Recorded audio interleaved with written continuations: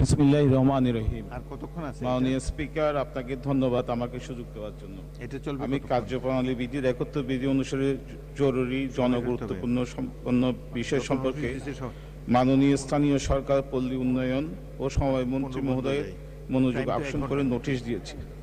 আমার নোটিশের উত্থাপনীয় বিষয় হচ্ছে কক্সবাজার জেলা সদরের কক্সবাজার পৌরসভাকে সিটি কর্পোরেশনে উন্নীতকরণ প্রসঙ্গে।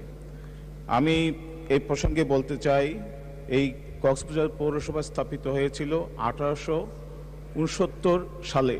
আজকে থেকে প্রায় 157 বছরে আগে এই পৌরসভা স্থাপিত হয়েছিল। এইখানে আপনার প্রতি বছর প্রায় 70 লক্ষের মতো পর্যটক আসে, প্রায় 2 লক্ষের মতো দেশি বিদেশি পর্যটক এখানে ভ্রমণ করে।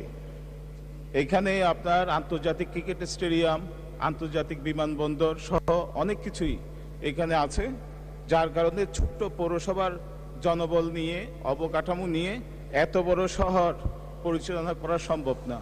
তাই আমি মাননীয় স্থানীয় সরকার, পল্লী উন্নয়ন এবং আমাদের মাননীয় প্রধানমন্ত্রীর কাছে অনুরোধ করব যাতে কক্সবাজার পৌরসভাকে সিটি কর্পোরেশনে উন্নীত করা হয়। ধন্যবাদ মাননীয় স্পিকার।